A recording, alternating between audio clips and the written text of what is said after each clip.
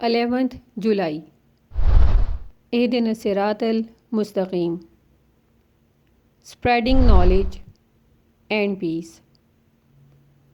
شروع اللہ کے نام سے جو بہت مہربان اور نہایت رحم والا ہے۔ سورۃ نساء آیت نمبر 1 تا 2۔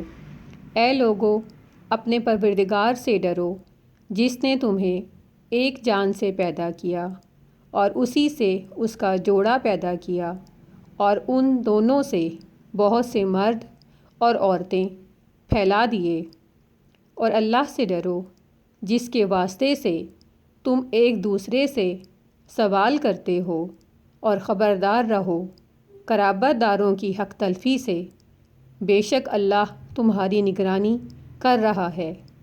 اور یتیموں کو ان کے مال دے دو، اور اچھے مال کو خراب مال سے تبدیل نہ کرو، اور ان کے مالوں کو اپنے مال کے ساتھ ملا کر مت کھاؤ، بے شک یہ بہت بڑا گناہ ہے۔ سورۃ النساء آیت نمبر 1 سے لے کر 2 تک کا ترجمہ۔